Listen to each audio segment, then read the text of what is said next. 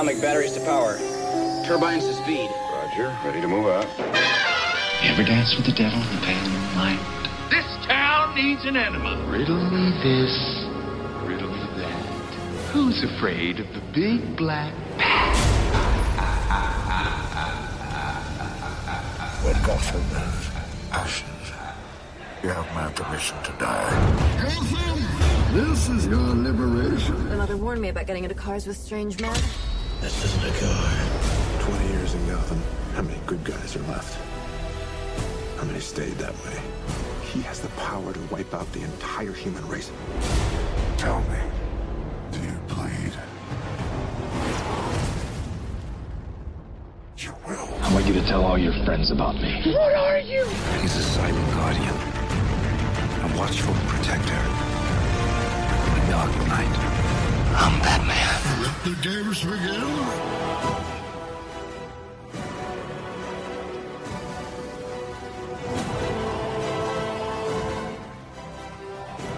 Welcome to the Batman on Film podcast. Here are your hosts, Bill, Jett, Ramey, and Rick Shew.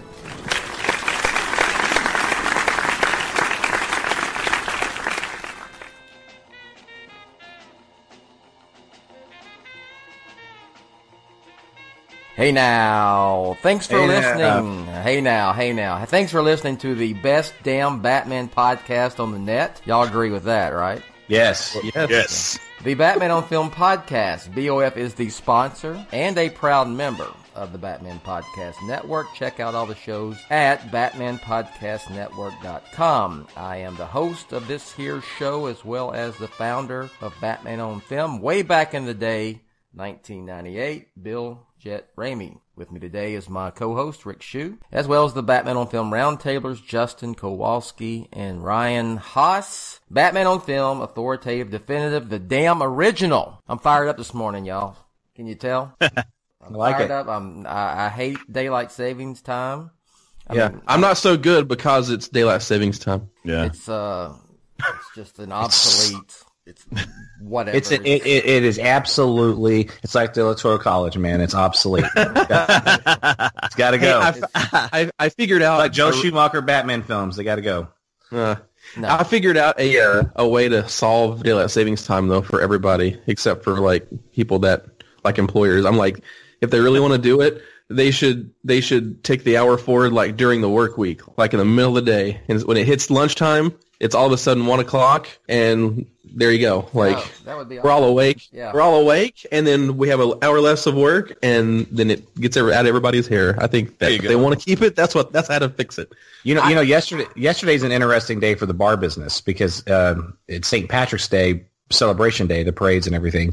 And so if you're in an area where that's popular, you're getting your ass kicked all day long, but you actually have the option, the optics to go ahead and close at what would be considered 1 o'clock because it's really 2. So it's interesting to see what bars do it and what bars don't. You can always kind of tell if a bar's closing at 1. They're like they've been getting their ass kicked all day. They don't want another hour of that BS. But other than that kind of stuff, like in the bar business, that's the only redeeming quality for this. I can't stand it. I mean, half my day's gone already. When I was in college. And when I was single, I remember the opposite. In the fall, you would gain that hour. So it would be like an extra hour to be out in the evening because it would be like, it'd be 2 o'clock and then it'd go back or whatever, whenever it changes, you gain that extra hour. So that's the flip side, the other time change. Exactly, right. And we'll take What would Batman do? What would Batman do? Batman here's Batman says this. He's got another hour of ass kicking, crime fighting. That's all he has. Exactly. All right, we got some stuff we're going to talk about. We're going to let's start off with the thing everyone I'm sure is talking about this morning is the new Wonder Woman origin trailer dropped last night, and that's my clap. All right, you're clapping. Go ahead. What do you think? I think it's perfect. Look, it's just a trailer. Right. However, I announced on social media last night that I'm officially letting my guard down. And what I mean by that is I've gone in cautiously optimistic about this project. I'm feeling really optimistic right now. And some of this I'm forcing, all right? Let's just be honest. I'm forcing this upon myself because I want to feel this way. But I told myself, if this trailer is a home run, if this hits the right notes, I'm going to let my guard down, and I'm going to be as excited about this film as I would be if, like, the DCU never existed and I don't even have a frame of reference. This is just the first Wonder Woman solo film. And I loved her already from Batman vs. Superman. She was something that I really liked from that film. So obviously already excited about her anyway. And then the trailer hit all the right notes. And the two things that I loved about it the most. For me, it was, we've read that Patty Jenkins is using Richard Donner's Superman the movie as influence. The last time a director said that was this gentleman named Chris Nolan, and he came up with this movie called Batman Begins. So right now there's a good track record when the director says that, because Batman Begins is borderline flawless. In addition to her saying that, you actually see elements of it. And the scene in the alleyway is a complete nod to Superman the movie. Yes. And to say otherwise is nonsense. I mean, that's what it is. And then, quite frankly, I think there's nods to Batman Begins as well. I mean, you can almost see and Bruce Wayne training on the ice. I mean, be aware of your surroundings. I mean, it's, you could hear it. And to me, I thought, man, that is almost her telling us. And I might be. My wife told me this morning I'm way overanalyzing this, and maybe I am. But I look at this as Patty Jenkins saying to us, "We're going to be okay. This is a kind of a new direction. This isn't what you guys have seen and what has been a mixed bag." I'm doing a throwback to films that have worked, that are in the DC world, characters that are beloved, and that's what this film is going to be. And then, in addition to that, I just thought that the whole trailer hit all the right notes. I thought it looked exciting. I thought it looked funny. Nothing seemed contrived to me at all. She is like, she's a one in a million star. The cast, the supporting cast seems great. My guard's down. I'm pumped. I'm so pumped. I'm like more excited right now, Bill, for our watching party. I can't even tell you. That's my thoughts. Awesome. All right, Justin, I hear you chiming in. Go. I really liked it too. What I did like about it is they didn't blow the whole wad on this thing. Like, we still don't know who, we know who's in it, but we don't know who's in it, And so we have something to look forward to. When I first watched it, I was watching the Nickelodeon Awards with my kids because I heard that's the first spot, they were going to have it in. So I was like, this seems kind of short. I think they played like a shorter version of this, and it just started replaying stuff from previous trailers. So at first I was like, oh, they're not even playing a real trailer. They're playing the second one. But, just with like kind of that opening shot with her diving into the ocean and stuff like that. But after watching it, I really, really liked it. And I wasn't blown away, I guess. There's been a lot of, I was blown away. I'm like, well, it has shots we've seen already. But I did like kind of the origin, story beats they had in there. Really good. Yeah. The Batman Begins stuff was that's when we were tweeting the other day or texting, that was the first thing that popped up. It was that Ra's al Ghul scene on the ice where they were training. That right away was like popped in my head, and not as a bad thing. It was like, oh, that's cool. It's reminding me of there's going to be some training. There's going to be some like, her, where is she coming from? Why is she doing this? They kind of hinted at it again. Like it's not just every Amazon has this opportunity on the island.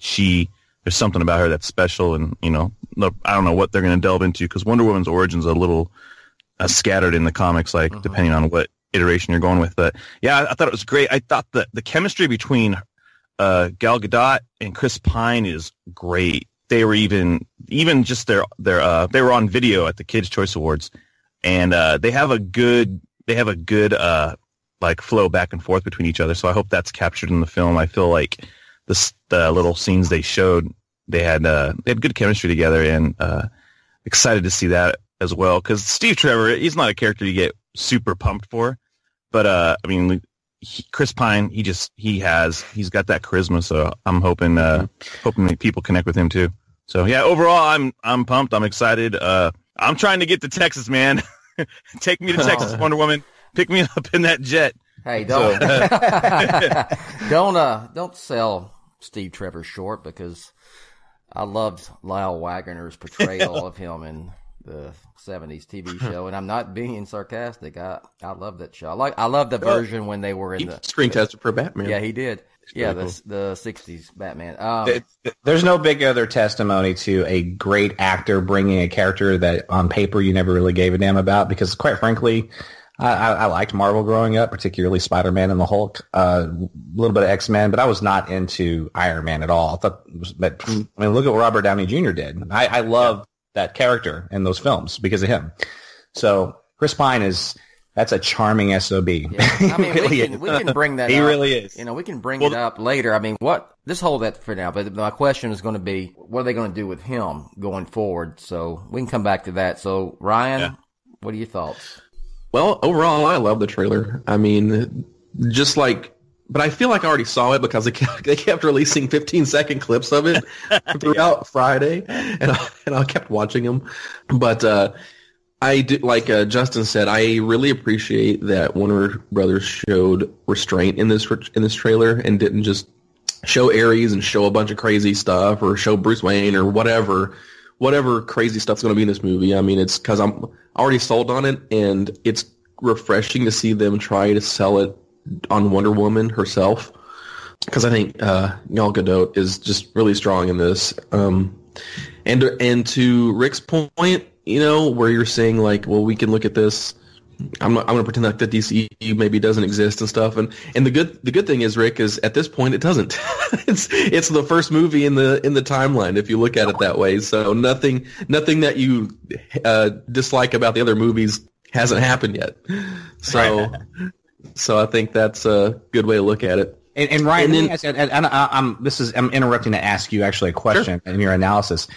The only Zack Snyder-esque Batman versus Superman thing to me was towards the end. Of course, the music is significant because that's the same. That was her song. I love her theme. I love that theme song. I will say that. I thought some of the slow-mo shots of them training and stuff were 300-esque in the middle. Yeah, that's a good point. I didn't. Put it like that. That's true. I don't think they're ignoring the aesthetic, but go ahead.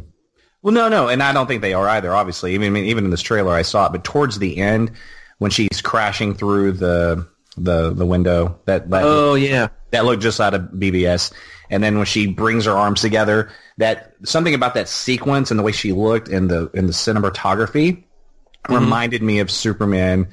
After the BBS explosion, he's kind of transitioning into Bizarro a little bit now. Yeah. So, I think that's. Oh, go ahead. No, I'm sorry. I guess I just had a question for you. I'm sorry. I'll get to it. My coffee's just kicking in. Okay. What did you see that made you feel like it was still in the same universe, though? Was it anything that we haven't already discussed?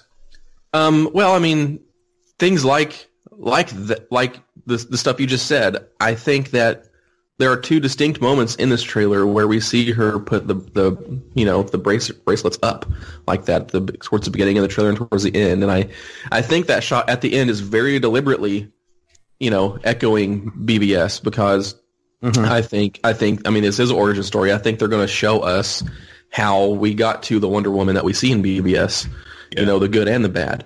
And I think we're going to see why those bracers are so powerful. I mean, you see early on they block that blow, but later they look a little bit like they're absorbing more power. I think we'll see some more allusions to that towards the end of the movie. Dude, really cool thing they did yesterday at the Kids' Choice Awards. They gave every kid in there those bracelets. Oh, that's awesome. It was cool, and then they started shooting lasers all over the place, and they had the kids do the block. And it had little boys, little girls. They were all doing it, and it was really cool, man. It was that's really so good. That's so good. Yeah. And see, that's the thing. It's like that's kind of a cool reason to or debut the trailer on something like that. I know some people are complaining, but I think that's cool. And the other thing is, I think smart. We can officially what?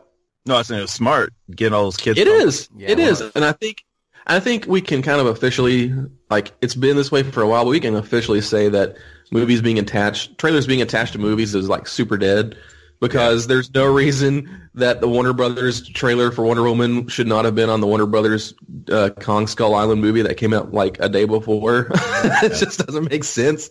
But so that just doesn't happen anymore. Well, you reach more people online for one thing. When you make it its own thing too. Yeah, I mean, yes, exactly. It's its own it was really smart. Y'all just brought up to have it on the Kids' Choice Awards, and it's obvious that they're going for, they're trying to target, kids. I wouldn't say, 6, 7, or 8-year-olds, but definitely, preteens and teenagers. Yeah. For this Well, film. Bill, let's say it like this: Batman versus Superman wouldn't have debuted a trailer at Nickelodeon. Yes. Right. Nor would Suicide Squad. Bill, your thoughts on it, and if you don't mind tying this in, because I'm curious on your thoughts and perhaps even just your direct knowledge. What did you think of it, and how much influence did Zack Snyder have on this film when it was all said and done? I like the trailer a lot. I think it looks awesome. The visually, the aesthetic is really, it looks beautiful. And I have said this before, I'm really pumped about it being a period piece, or most of it being a period piece, because going way back when I always thought Wonder Woman should be a period piece. I always thought. Yeah, you've been saying that for years, man. Yeah, and I always thought, I always saw it more as a World War II piece because of Wonder Woman came up, Wonder Woman came out in that era, and the first version of the Wonder Woman television show with Linda Carter was set during World War II. But I think that, frankly, Captain America, the first one, kind of probably stole that from them. Yeah. And I would guess that's why they went with World War I instead of World War II, just to avoid any type of comparisons to Marvel. But, World War I works. It was supposed to be the war that ends all wars, which it didn't. But and you can, they're using the weapons of mass destruction, the gas, the gas that was used during that war, plays a role here. I thought it was a little bit, it's like I feel like I've seen the origin story now. Kind of saw it, you saw the fighting, you saw her little, so I'm curious to see how much more they can add into that wasn't, briefly shown in the trailer. But the other stuff is pretty, we know Steve Trevor comes to the island and she saves him, and then they go to London, to Europe during World War I to help save the world. So a lot of that is still, the details are still there. I'm excited for it. I just hope, here's what I hope. I hope that once I get to the theater and I see that film, I hope they're not beating us over the head with the DCEU. I hope, let it be its own thing. I'm afraid that's not going to be the case. Number one, they're going to have to, they're also trying to sell Justice League a few months later. Look at the tagline in the trailer. Witness the future of justice. Future of justice. Oh, Jesus. Which, okay. All right. But it's there, though. Let's face it. We got to make the best of the fact that is going to happen. That's going to happen. We can't dance around. I know that it's going to be different going forward with Aquaman and the Batman and whatever else they end up coming up with after Justice League. It's not going to be like that due to the course correction and just the change in the way they're doing things with at Warner Brothers with their DC films. But I'm worried about that. I'm a Batman guy, and I don't care if Bruce Wayne is in this movie, and I know he is, either on screen or off. He has a presence. And to be honest, this film was shot before Batman v Superman came out. I think when I went to the press junket it was almost a year ago. It was a year ago, guys. I went a year ago. It was during spring break. So, yeah. It was, Wonder Woman was in the can for the most part. I think Gall said that she had to go back for just a brief, short amount of time to finish up, but it was basically done. Zack Snyder was an active producer on this film. That concerns me. And look, it's just the baggage from BVS that's affecting me. Look here. I'm not going to sit here and be the opposite of a lot of fans who are saying, this is going to be the greatest, most epic thing ever. It's awesome, just based on the trailer. No, that's not true. That's hyperbole, And I'm not going to go on the other side and say it's going to be a piece of shit because of Zack Snyder's a producer and it was made under the old way of doing the DCEU film. So I'm excited. I enjoyed it. My wife really liked it, and she's like, what did you think? And I'm like, well, and I said basically what I just said to you all. She goes, well, you're just being a hater because you're just BVS, you didn't like BVS, and you've been pissed at Warner Brothers for the way they've been doing these films. And I went, you're probably right. So I thought about that before I, said anything this morning. So yeah, because your tone has changed a little bit, and for the better, actually, than it was like online on Twitter, this morning and whatnot. I was wondering, did Rachel got a hold of you? And she shook. No, she shook the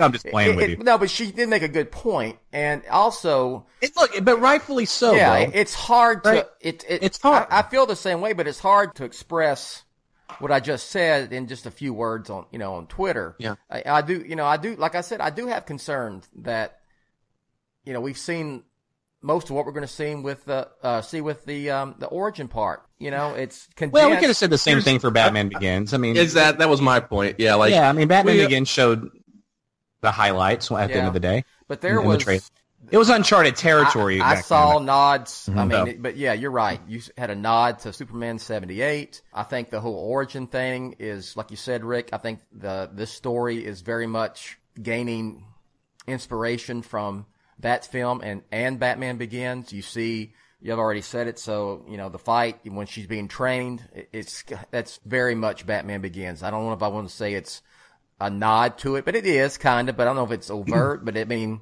well, it brings up that, that part from Batman Begins. Even that line where Wonder Woman's mother asks, Diana's asking her mother, like, who would wield the sword? And her mother says only the fiercest of us even could, but that is not you, Diana. That reminded me a lot of the whole, your parents' death was not your fault monologue from Batman Begins, like telling the hero that they're not the hero yet or can't be. But it's not fathers. Yeah. Oh, it's not uncool. And I think that it being an origin is going to kind of smooth over a lot of the problems or, worry that we might have of, it being too linked to the DCEU. I mean, surely there will be some links maybe at the beginning and end of the movie, but the vast majority of this, I think, it should be able to stand on its own. So, listen, and here's the deal: it is her time, and I say that, and I mean that. We have not. This is the first time Wonder Woman has had her own movie, and this has to work. I mean, for the sake of the character, she's an amazing character, and little girls need that right now, right? I mean, we have enough male heroes. I mean, we need to elevate that a bit. I don't mean go out and just start creating female characters for the hell of it. I'm talking about ones that exist. Let's give them their time of day. Let's give them their spotlight. I want this film to work on so many levels. Like as a dad of daughters, as a fan of DC, as a fan of Wonder Woman, as a fan of movies, I mean, for our site. I mean, I could go on and on and on. I can list 20 reasons why I want this to succeed. I can't list one why I would want it to fail. So I'm rooting for it. Yeah, I mean, let me. If you don't mind, let me just say this. The only part of this, in terms of me letting my guard down, and again, that might sound a little dramatic to somebody. That's fine, whatever. It's an internal thing for me. But now my expectations have been lifted, and so I could walk out a lot more disappointed in this thing than I would have prior to seeing this trailer and letting my guard down a bit. So there is that. I'm still not optimistic about Justice League, and I'm curious and we emailed about this a little bit, and I don't want to get off on a tangent about it, but just some initial thoughts. I'm kind of curious in terms of how they market Justice League post Wonder Woman, because I still don't think we're going to get a trailer even with this film. Maybe I'm wrong, but I don't know. I don't have any reason to believe that. There has been no indicator to suggest otherwise. Mm-hmm. And so I'm just curious to see how Wonder Woman's going to be marketed from this point on. Are they going to wait for some initial reviews? And if they're great and it's doing well, is she going to be a little bit more of a focus in the marketing? Just sort of a random thought on that.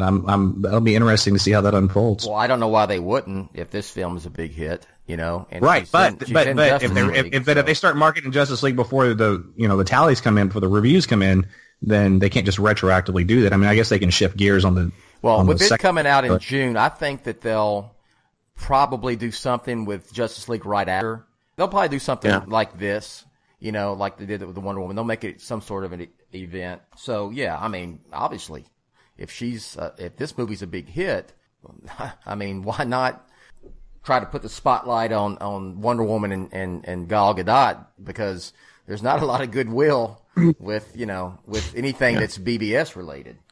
And people liked her in BVS too. Yes. Yeah. Yes. But what I wanted to say is, I'm not going like, oh, this is going to suck or anything like that. I'm just, I'm guarded just a tad, which may be a good thing because this thing kicks ass. I may enjoy it even more. So, and I'm really excited for it. I'm just, did y'all get there was even a, what are you in there? I wish she would have said, I'm Wonder Woman, but no, I did. Yeah, I mean that was kind of both a nod to Batman Begins and probably more so Batman '89 because that whole what are you? You think they'll do the whole press thing where the press is like the one that calls her Wonder Woman or something, or if they'll actually say the word Wonder Woman in the movie? All right, guys. You know what I'm seeing on Twitter a little bit, guys? I'm seeing, this film has great nods to Man of Steel, and I'm looking at the Twitter handles. I'm like, well, young. This person's probably 20. Man of Steel. 18. Yeah, because I don't know why. I'm like, no, you mean Superman the movie. You need to go back and watch Superman the movie. It's not Man of Steel. It's Superman the movie. Absolutely. Right. I've seen it a lot, actually, on my Twitter feed. Did you see that? There's that scene where Hippolyta gets sucked up into the hurricane. Did you see that part? I think that's what they're talking about. Oh, gosh. I'm joking, son. Does she have her hand out and wave Diana off? Don't come in here. Here's a $1 million question. What did Linda Carter think of this trailer? I'm halfway kidding. Oh, man, who knows? She's the president on Supergirl. So yeah, she's good. Did she do a cameo for this or no? No, they asked her to, but she had scheduling. Okay, all right. I believe. No, I was just gonna say the everything about Themyscira looks amazing. Like I love the color in this thing, man. Like just going through it and looking, and there's cool. There's a really big contrast between Themyscira and I don't know if they're in London. Super gritty once they get like into the boats and into the city. It just looks cool. It kind of gives you that sense of that was a good little part of the trailer when they're coming up to London and Steve Trevor says, "Welcome to London, beautiful," whatever the line was, and she's like, "It's awful," or "It's terrible." It looks like crap. Yeah. Hey, there's a Man of Steel. It's not for everyone. Yeah. There's a Man of Steel reference. I mean, one of the best parts of Man of Steel was how fully realized they did Krypton at the beginning, and then you do have that contrast of the real world, so to say, once you do that. So I mean, if they do as good a job as they did at Man of Steel for like the Themyscira versus America thing, I think that'll be a cool, really cool addition. I absolutely loved Man of Steel's Krypton. That's what that was so good. That was the best damn part of the film to me. Almost, I love the Krypton stuff. Yes, I could go for a Krypton movie. I mean, I know that. Yeah, they're doing that Krypton show by Goyer. Yeah, I don't know when it's coming out. My favorite part of Man of Steel is when he had just saved the rig. He came out of the water when Aquaman sent him the fish to save him. He steals the clothes, right? Yeah. And he stops, he sees that school bus, and he just kind of sits there for a moment and just ponders, and then it shows that flashback sequence with him saving the kids in the bus. Just that whole sequence is gorgeous. There's some great stuff in that movie. Oh, absolutely. So, Rick, will you be in tongue-in-cheek with the Aquaman sends the whale to save Clark in the water?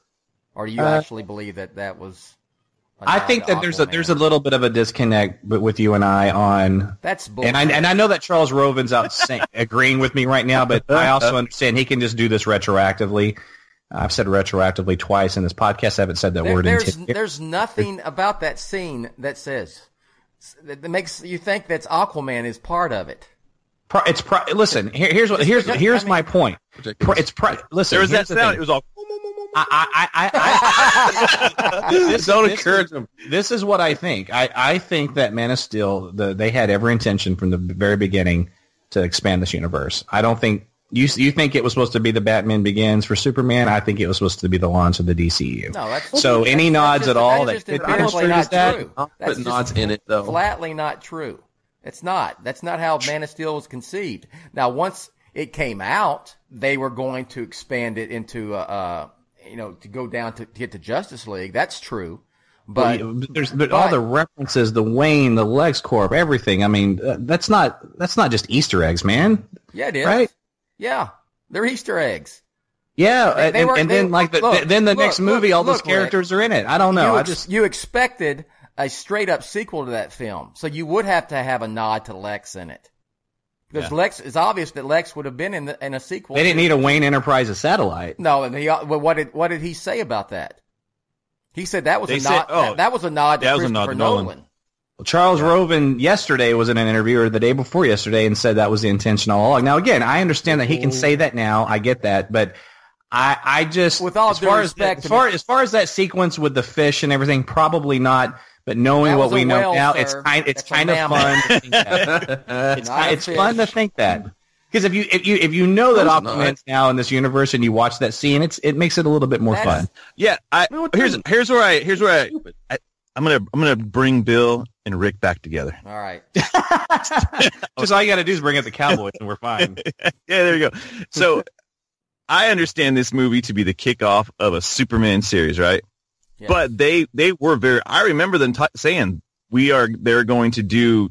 They wanted to do a DC cinematic universe, but they had no other plans. But it was going to kick off. They were chasing the Avengers, dude. That's what they were doing. Yeah. So it was going to kick off post Dark Knight Rises, and since Green Lantern didn't kick, they were set. That was what they were saying, but it wasn't supposed to jump in. Batman vs Superman. That wasn't supposed to happen. Yeah. I didn't say that. Now that movie as it stands, I'm not saying that was the plan because it certainly wasn't. That's part of the problem with it. I just don't think that Superman was meant to be in a vacuum. Is all I'm saying. But going to what you were saying, Rick, about Aquaman, like regardless if he's there or not, like. If this is a universe where, and I don't think they were planning this back then, but I know what you're kind of saying. Like, you know what? If there's some crazy stuff going on in the ocean, and Aquaman is the king of the seven seas, now they don't have to, but if James Wan was like, okay, well, I want to reference that. I don't know why he would. It wouldn't make any sense in the context of the film. But maybe in Justice League, there's a thing where Aquaman's like, I once tried to save this guy, but he swam off. We were cool. Kind of like how Bruce Wayne was in Metropolis during the destruction of the Superman Zod fight when that was not the intention. Yeah, same kind of thing. So they could probably go back and do that. I don't know if they are. And I don't know if they will. It's arguing if that shit shows up in Aquaman, I will walk out. I swear right now, because I don't need that shit in Aquaman. Come on, let's move on. They threw Bruce Wayne in Metropolis, dude. Come on now. Yeah, but if they are going to do that, that's going to be in the Justice League movie. That's where it fits. I don't know if they're going to do that. I'm not saying I want them to. To me, it's almost like anticlimactic anyway. I just, in my little head, that I just like to say that's Aquaman. It's just my own little thing. Okay. Right? Let me have it. Don't take it away from me, Bill. No, you sound like these people I have to argue with on Twitter. No, because people on Twitter are not the Themyscirian, emissaries that are the dead bodies in the ship. I'm going to say it one last time. I want to make sure it's a cohesive statement. I'm not saying that moment was intended for it to be Aquaman. What I am saying is that I do think that film had more to do with expanding the universe than maybe you're giving it credit for. That moment, knowing that Aquaman is in it, is just fun for me to say that could be him. Now, it's your headcanon. It's my own little thing. That's it. Let me clarify. What I've said is that when Man of Steel was conceived by Goyer and Nolan, it was meant to be Superman's Batman Begins. They were going to make a straight sequel to Man of Steel. That was a Superman sequel. It was, and they were, yes, and they eventually wanted to get to Justice League. Even Henry Cavill himself, after Man of Steel, said, "Oh, Justice League is way down the line." And then they had, then they did quote unquote panicked and decided to put Batman in BVS, and then we're going to get to Justice League like yesterday, and that was like a month after Man of Steel came out. But my little half-cocked theory would still stand. Yeah. It would only not stand if Henry Cavill Superman was never ever ever meant to be in their universe, and that's my point. Is that of course he was. Well, of course it was meant to. Was it meant to launch it in the second movie? No, they wanted to do it a little bit more like when I say that Man of Steel was supposed to be Superman's Batman Begins, it doesn't mean that it's supposed to be Superman is the only hero in that universe. This banter is even more silly than it was before. Well, okay, let me finish. Let's finish and we'll move on because we've kind of gone off on a tangent. You know what? We need to do a Man of Steel podcast too because we. Yeah. Yes, That's we a do. great idea. So You know, I I don't think we should we've do. ever I did think one. we should do. Should we do a podcast week juxtapose Superman the movie and Man of Steel, or just do Man of Steel? Man of Steel. We can do a Superman the movie podcast too. At some point. Hell yeah, we can. Okay, Yeah. there you go. Okay, just real Ooh, quick. my wheels are turning now. On Mr. Robin, he's a very, very nice man. He's always been very accommodating when I met him. And with all due respect, he's not involved with the DCEU as much as he was. I'm willing to bet these comments were made several months ago. And he's also, that's a little bit of revisionist history. You know, after you have BVS, Suicide Squad, you filming Wonder Woman, and then you're filming Justice League. I think that's, you know, part of, he's just, you know, it's kind of the company line. Oh yeah. I 100% recognize that. Yeah. So, I don't, right. I'm not foolish to say otherwise. Of course it is. All right. And I said so on the outset. But let me just say this. Before we do any of the Superman movie Man of Steel, which is awesome, we need to do it. We need to get our Dark Knight Rises podcast on the list. That's that's the next thing. Here's the thing. Every time I want to do it, something comes up we have to talk about. You know, like this, and then we're going to talk about, that's good. Give me a good transition moment here. Let's talk about a little Batman. John Blake. Yeah. A little Batman news. Kind of, sort of, came out this week. Joe Manganiello. I say it right, Ryan? I think that is right. Okay. Manganiello. Manganiello. I don't want to... we said Gal's name 4 different ways on this podcast already. Who cares if we butcher history? Joe M. I call him Joey M. Yeah, Joey M. Mr. Sophia. I call him married to Sophia. I want to give him proper respect here. He did an interview for Chef Robert Irvine's magazine, which I didn't even know Chef Irvine had a magazine. I'm a fan of his. I like Restaurant Impossible, but y'all watch that Restaurant Impossible? Yeah. Okay. I like that. So he did an interview, and he was asked about the Batman, and he said, and this is the part that kind of got me fired up, and I wrote a story, but he said, it's funny how the media likes to run with, oh, there's trouble. Oh, the script needs to be revised. They're drama queens. There's a creative process, and everyone on the cast and crew wants to make this the best movie possible. Okay, here is the issue. In the story for the magazine, there was never a frame of reference when he said this. And that's very important to the context. I wrote it as he just said this, because if he just said this, within the last month, that's just silly. That's just flat silly, because the media didn't cause the drama over the Batman. And some people don't understand when I say this, I don't know if they just don't get it. The media didn't cause the drama. The Batman, the film, the project is what caused the drama. All the issues with this film, with Ben Affleck and so forth, that's what caused the drama over the Batman. The media, yeah. Did some outlets clickbait? Did they clickbait it? Yes. Did they have headlines that were, very misleading and clickbaity-ish? If that's the word, or what the hell word I want to use? Yes. But, the gist of it is they were reporting on what was the buzz around this film, things that people have heard about this film going on for months now. And there's 2 things that we've heard. We heard originally that, and guys, because sometimes I give you heads up on stuff. There's been buzz that Ben Affleck didn't want to direct this film for a while now. And the whole deal with him, him saying, it goes on Kimmel, I'm directing, by gosh. And then, fanboys, they're like, F you, you're a liar. They, to several people, including me, debunked. Ben Affleck just schooled you and blah, blah, blah. And then what happens, Rick? What happened just a couple weeks later? Ben Affleck's not directing. Okay, thank you. And then you have the whole deal. Collider came out on their movie talk show. And which one was it? John? Yeah, it was. Compare, yeah. Okay. He says that he's heard that Ben Affleck, there's a strong chance that he doesn't want to do the film, and the feeling's mutual from Warner Brothers. That's real. That buzz is out there, okay? And, of course, it's being dismissed by fanboys like that's all, that the media makes up stuff. So I just have this issue with Joe M. I'm sorry, Mr. Joe M. Manganiello.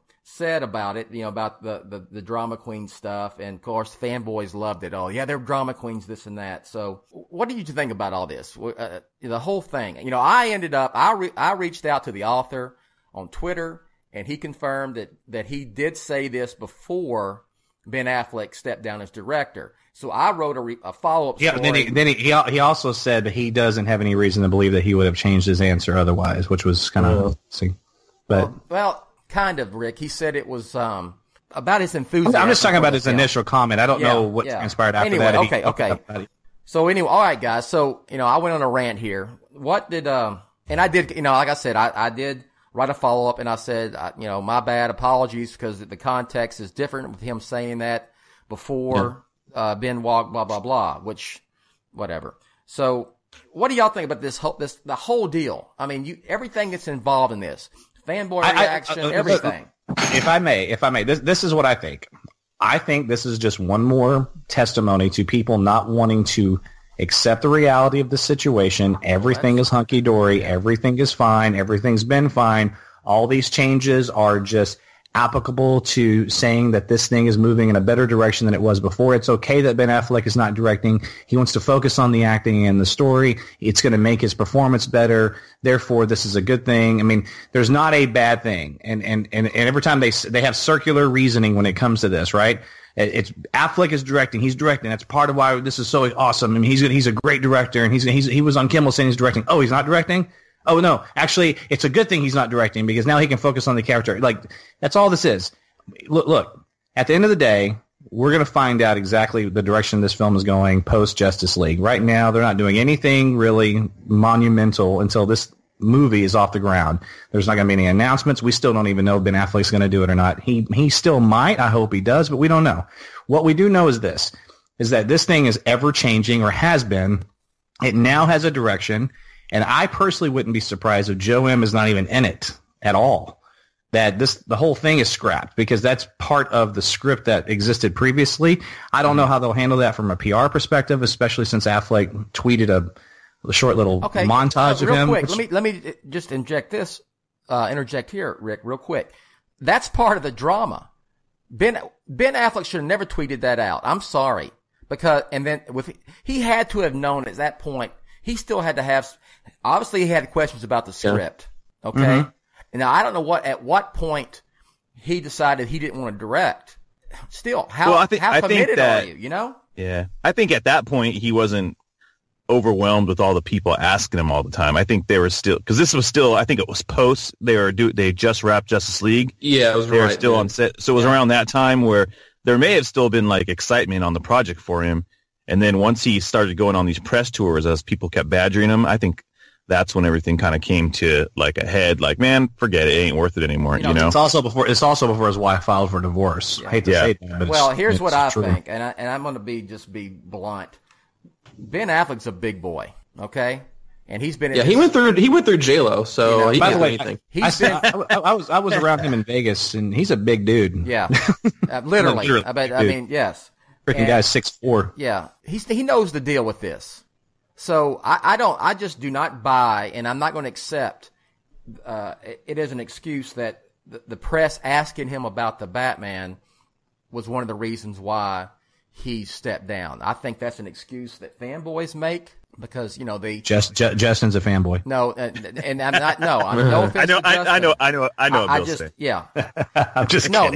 Go look at on Twitter what they say about this kind of stuff. Justin. What he just said is nothing in that universe, because he's smart. Yeah. I mean, really, you have that thin of skin to where media. Why are they asking you about the Batman? Because they're excited about it. I'm sorry. That's the bottom line. And why are they asking you? Because people want to read about it. Yes, it draws clicks on their website, or it gets reads on their paper and their whatever, whoever the outlet was, watches online, if it's video. But it shows you people are excited about it, and they want to know about it. Why they want to know about it? Because the damn fans want to know about it. And the fans are bitching about the media for asking him about the Batman? Come on now. If they didn't ask him about the Batman, they'd be bitching that they weren't asking him about the Batman. So that's just a bunch of bullshit. And I'll say that's straight up. So stop with that argument. The bottom line was, and yes, I think I think Ben Affleck's personal stuff had an effect on this, but I think at the core, he never could come up with a story that was worth putting on film and going in front of the camera with. He knew it as a filmmaker and as a writer. You had Warner Brothers pressuring him to start making this film like now. It was, it was already in pre-production, and they wanted to release it next year, and he wasn't ready. He didn't have a story. He may not have ever had a story because this wasn't something that he was just driven to do. It was like, yeah, will you play Batman? Yeah, I'll play Batman. And then from that point on, he's going to do a solo Batman film. It's not like Chris Nolan or anybody else who's came up with a Batman story and said, I have a story, and here's my pitch, and here's what I would do. They completely put the cart before the horse on this one. So with him stepping down, that's probably a good thing. But I don't buy in any of these damn excuses that these fans coming up with, and I especially am not going to buy the fact the media got him all butthurt about the Batman because they were asking him about it during Live by Night. That's just not going to wash with me. So y'all can agree, disagree, but I do want to hear y'all's takes, and I want to know what you think about what Joe M said about all this, about the media being drama queens. Yes, all this stuff. I mean, the whole thing. Yeah. Well, I think the comment he said about the media being drama queens, I just think he's far removed from like the internet ramblings of not knowing is it fanboys or is it these blogger sites like you were talking about, Bill, who just kind of are running these articles for clickbait, because there was a lot of clickbait and conjecture on that side of it, and he could be referring to that. I don't think you can't put the blame on people reporting. And you just said that. I just think he's kind of unclear on the root of it all, and was just trying to shut down the entire, doubt. He's on a project, so he's trying to shut down any type of like stuff out there. So I think that's where he was coming from. Let me ask you this, Justin. When he said this, okay, what quote unquote drama had there been? Just the media asking him about what's the status of the Batman? Because are you directing? Are you not directing? Yeah. What's the script? Are you directing? Yeah, all of that stuff I think was buzzing around because that's been our question. That's been our questions the entire time. Was like, well, what's going on? It was usually the script, right? It was the script, and then it started going. Affleck didn't help. He kept giving different answers. Exactly. That's where I was going. So every time he said something different, there would be a new article and more conjecture and stuff like that. Maybe when this is all said and done, it's a real simple thing. That a lot of fans and look, so many of these guys, let's just give them some credit here. I mean, I know some fanboys could be just nauseating beyond excuse, but some of these people are just really, no, of course they can. They're ridiculous. I run a political side, and I'll tell you, it gets more vitriol on BOF than it does on politics. It's crazy. And I'm not even exaggerating when I say that. Yeah, I've had one death threat, and it came from right? Okay, if you're listening right now, Rick got a death threat over Batman. Over Batman. Let that sink in for a second. So, I've never had anything like that happen to me. We're talking about politics. But I just hope that some of these fans really, truly are just passionate, and they care, and they want this to be good, and they feel like the negativity is just it's trying to override the positive stuff. I get all that. I just hope that at the end of the day, what they learn when all the smoke is cleared and these films come out, and you look back and you do an analysis of everything that was said by directors, producers, actors, what have you, what was said by people like us, Collider, whoever, and then the finished product, right? And you look at the whole thing and you see and you realize that so much of it, whether it's Joe M's comments or Ben Affleck on Kimmel or whatever, is just bullshit. It's bullshit. And they have to do it because they're promoting a multi-billion-dollar franchise, and they have to do this. It's part of the PR. They can't really say what's going on. When Ben Affleck tweets, "Welcome to the Batcaves, Matt Reeves," that does not mean, hey, we're moving forward and doing this film together. That's not what that means. That's not what that means. He didn't debunk a damn thing of that tweet regarding. No, it doesn't mean that he's not. It doesn't mean that he's not doing it with them. I'm not implying that. What I'm saying is, I wasn't saying it to you. I was saying it to fans. Right. Because that's what they say. They'll say, "Oh, Ben Affleck just debunked it." You know what it means? It means Ben Affleck's giving a guy that's probably his friend a fist bump, congratulating him. That's all it means. That's it. And so don't look into all this. Not everything is as it seems. And they're like politicians. They're out there talking to us about stuff and saying things that they have to say. It's a good analogy. They have to say it. It's not necessarily true. So we're not gospel either. We're giving our educated opinions. Yes. We do have inside sources, or I should say Bill does, that we, via osmosis, we all kind of have together. But I am not... we are not gospel, but what we can tell you is that what we say is that we're not making things up. We're not trying to sabotage. We're not trying to be negative. Sometimes things are just negative, and you got to call a spade a spade. Well, but does anybody in their right mind think that I want a Batman film project to be a disaster? Come on. I'm just telling you like it is, And let me one thing, we're going to move on to, we have to answer a question that we've been needing to answer for a long time. You all get when I say the Batman calls the drama, not the media, because some people are not getting that. Okay, Ryan, you want to? Can you speak fanboy? Apparently, I don't. So maybe you can explain it a little better than me. I mean, it's just it all to me like the biggest example is just like when your director steps down from the movie that he's supposed to do. That is the drama. That's the media didn't cause that. This is a thing that happened, and we talked about it, and we speculated that it could happen, and then it did. So I mean, I know people are upset, and like Rick said, they're passionate, but you can't blame BOF for stuff like that, and we're just telling it like it is. So that's it. All right, that's it. Hey, let's all listen. What we do know is this: is Matt Reeves is a very talented director. Yes, the Batman is the best fictitious character ever created. Mm-hmm. Yes. We're gonna get a kick-ass solo Bat film, regardless of who stars in it, what universe it's tied into, whatever. I have all the confidence in the world that film, whatever that final project is going to be something we can all come together and be excited about as Batman. I really do believe. And maybe Affleck felt that way too, and that could be another reason why he stepped down. Hey, listen, if he stepped down for that reason and just didn't want to take it all on, stars in it, which I hope he does, and it's just it's a Dark Knight style epic transcends through time Batman film. No one's going to complain about the process. Who cares? Absolutely. No one's going to care. I won't. When those credits roll at the end, I'm like, I can't wait to see this 30 more times. I won't give a flying fuck about all the drama that transpired for the last 2 years. I just won't. Absolutely. Yeah. All right. Sorry to F-bomb. No, that's okay.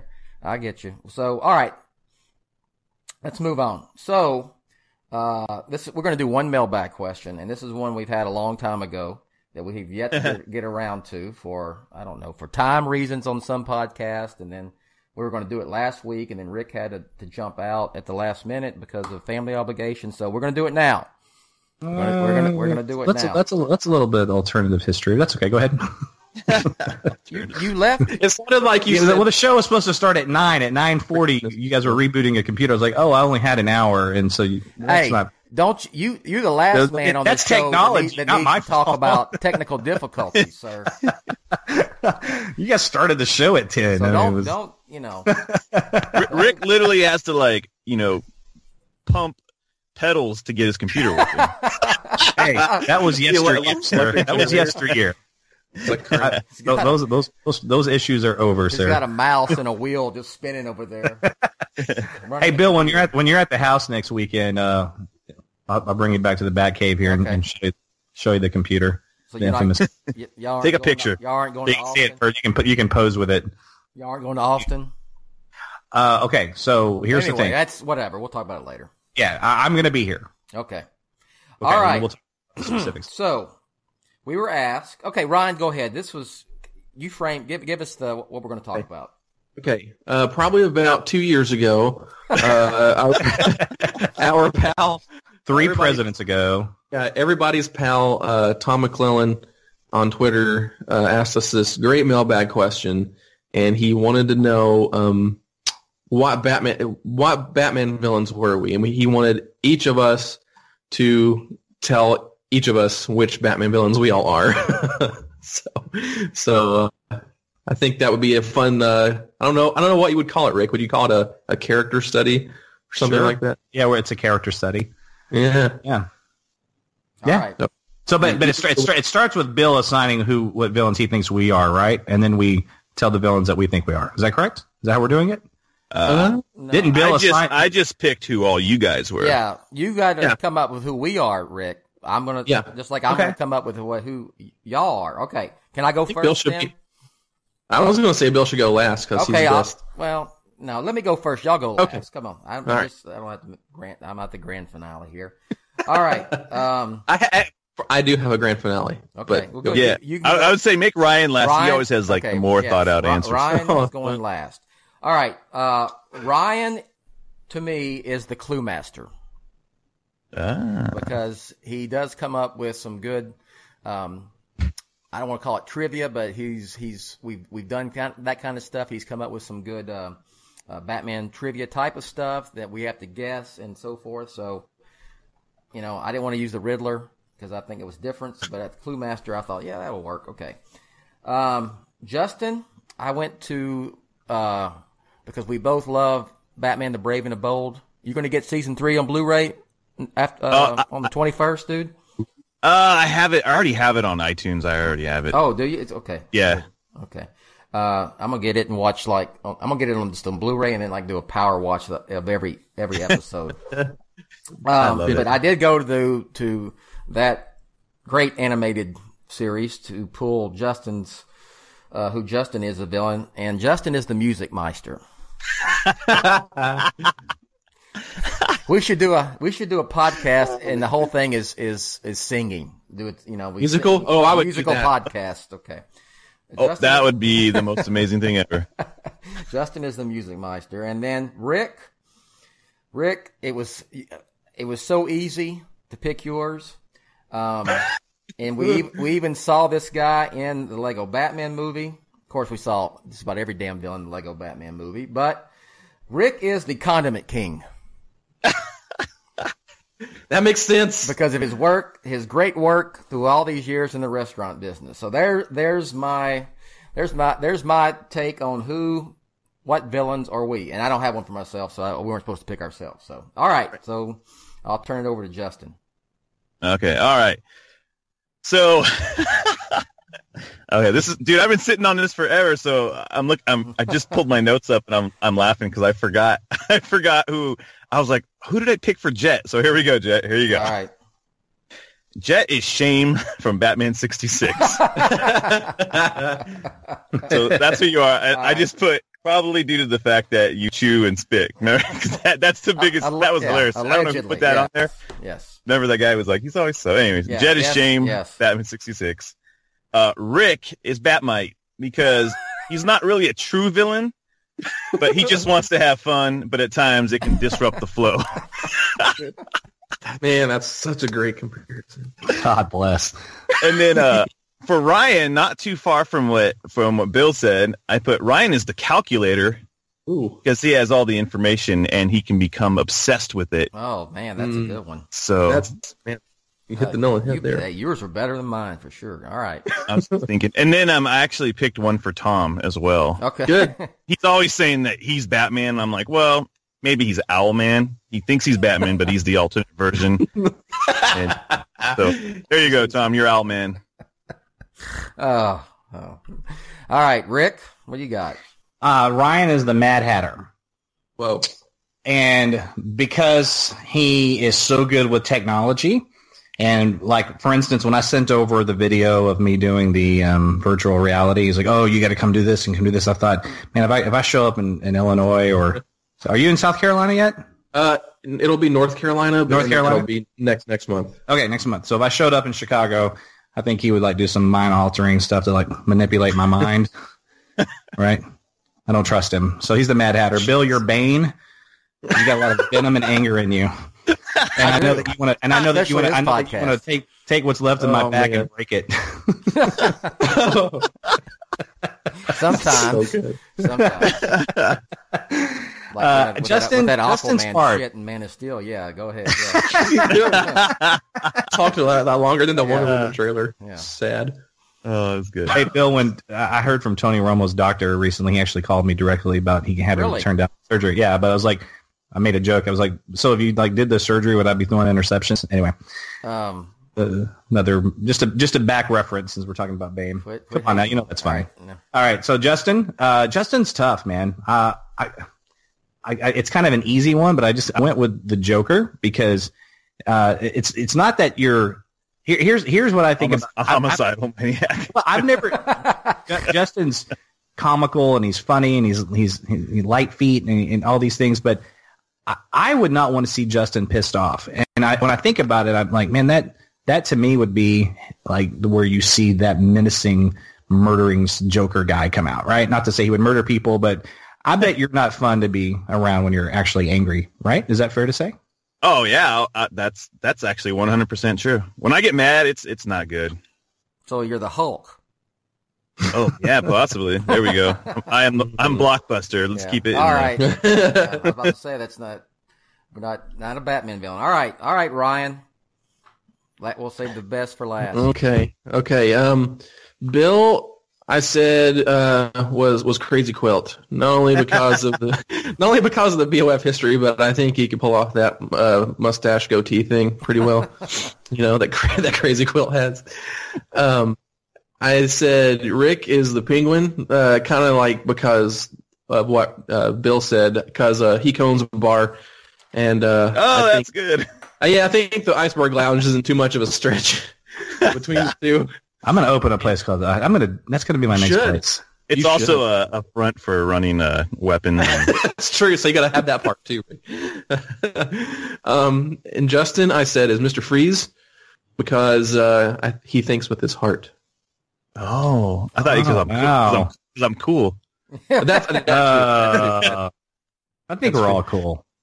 Hey, so I've got the capper to this segment too because I have Tom's picks for all of us. Oh, all right. Oh, what? What? Yes. Yes. That's unexpected. So that makes this segment even better. Go ahead. Ryan's a double agent. I'm a double agent. Tom has been like, when the hell are you going to guys do this? And I'm like, I don't know. And he's like, will it sweeten the pot if I give you my picks? I'm like, absolutely. So I've got Tom's picks for us. Tom, I think Justin said this. Tom totally thinks he's Batman. I don't know why, but I'm going to say he's the Riddler because he's asking us questions. I love that name, by the way. Yeah. Tom says that Justin would be the Riddler because he's full of energy. He says... Only if it's the Frank Gorshin Riddler. Yeah. Oh, yeah. Tom says that Rick would be Deathstroke because he's older, but... because he's older, but he's in great shape and smart. Well, I was in great shape 2 years ago. That's very sweet. I'm not in great shape right now, but he is older though. Not as old as you, Grandpa. He says that I would be Deadshot because I am cool guy, and he could see me doing a great job with the one-liners. And telling you, you're the Mad Hatter, dude. Hey, every one of those picks you did for me, I thought were pretty amazing. And although he's not a villain, Tom pictures Bill as Jonah Hex because of the Western Texas stereotype. And he did say that the first time he heard you, Bill, he thought you sounded a lot like George W. Bush. George W. Bush. Okay, well, he's from Texas. I think it's one of those. Well, Bill, you have his accent, but you also know how to pronounce words properly and string sentences together properly. Sometimes. And and listen, and part of why you're Bane also is Bane's a bright guy, right? Yeah. You know that video that you're one of the smartest people I know, dude. Thank you. One of the, I don't think people realize how smart. I mean, I'm not saying that people think he's dumb. I'm talking about this context of the show. Just sit down and talk politics, particularly talk history with Bill. He's a walking encyclopedia, man. No, don't get me started on history, but I will talk Metallica real quick, Rick. You know what we did? Yeah. We did that video after Lego Batman. I had all these people emailing and tweeting, going, "Dude, I thought you were James Hetfield for a second," and I was like, "Okay." I'll take James Hetfield, because I love Metallica. And then speaking of that, you know how they got screwed on the Grammys with a Lady Gaga deal? They posted that their dress rehearsal. Yeah, the rehearsal. Man, that was freaking awesome. So anyway, she's the real deal. She's not just some pop star that lip syncs and has people write songs for her. She's a musician, man. She's good. Have you heard her when she's on Howard Stern? She's awesome. She's a great interview. She plays. She'll sing on there. And she's great. Anyway, we're not gonna get off on the Lady Gaga and Metallica and all that, but let's. This has been a good show. Let's go ahead and plug. Thanks for the question, Tom. Yes, thanks, Tom.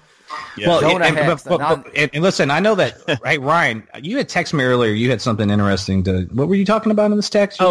I had a great idea. Okay, I think I have an idea for a new name for the podcast. I don't think we should call it the BOF podcast anymore.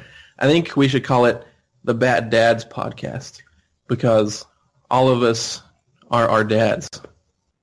What? All right. Congratulations. That's awesome. Okay. Well, not yet, but I will be in a few months, in July. So, and Rick doesn't know this yet, but this was a great show to do it because we were talking about Wonder Woman, and I'm going to have a little baby girl. So, yes. That's so awesome. There you go. There's nothing like a little girl and their dad, boy. Just like that. Congratulations, dude. That's rad. Thank you.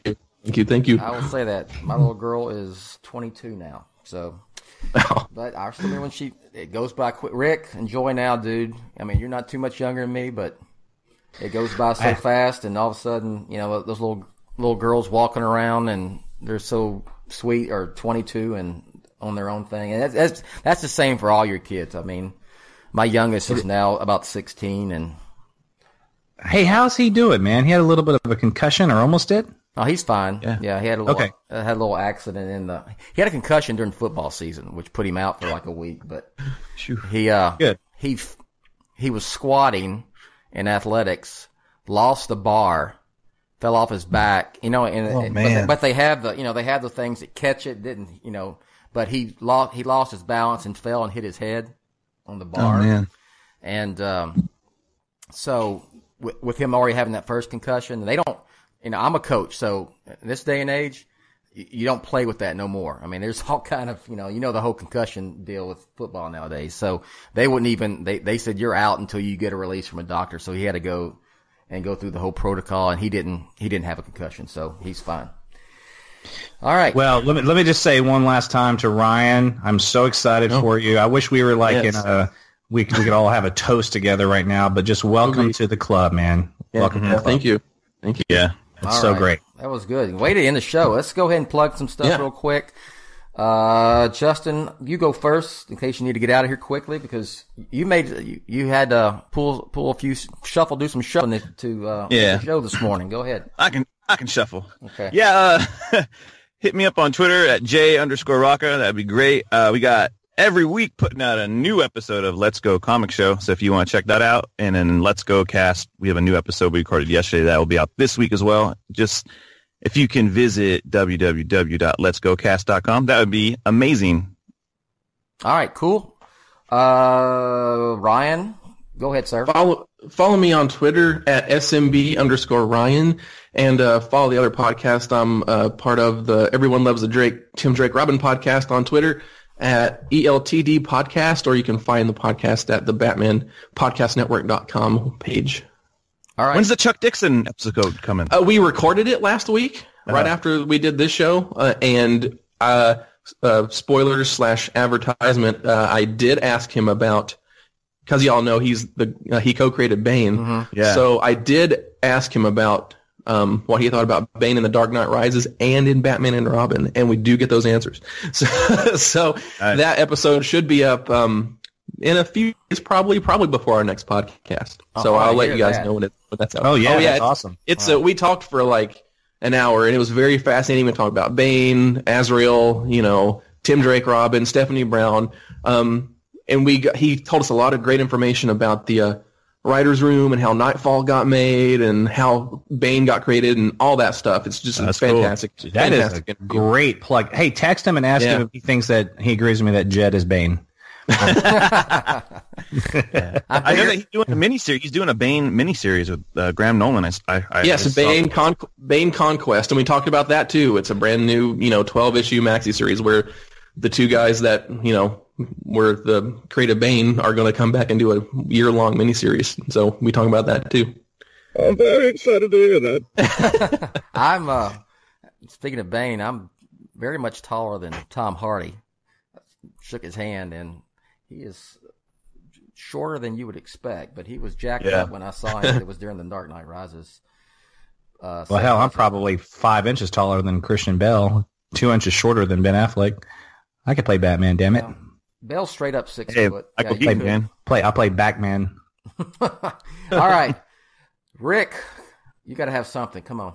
Yeah, I've got a couple of things, actually. Everything's kind of downhill after Ryan, so that's awesome. So the left shoe politics, again, this is just a great conversation about religion in America. It's not...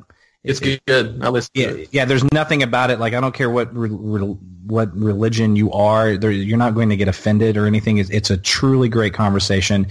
A buddy of mine that's a pastor in Oklahoma City, Philip Larson, and then Professor Zaki Hassan, who's been a frequent guest with us. And he's a Muslim, and we just talk about religion and Trump's America, but we just expand out about the role of religion in government, if there even should be one. And I'm very proud of it. It was a tough show to pull off as a moderator, and because of the subject matter, but it's really, really strong. And so I'm very proud of it. So please give it a listen. And then Justin's banner is flawless. Thank you, sir. Also, I want to talk about the Fan Expo in Dallas. That is in 2 weeks. Is that right, Bill? Yes. 2 weeks, okay. No. 3 weeks. So 3 weeks? Okay, it's the first end of March.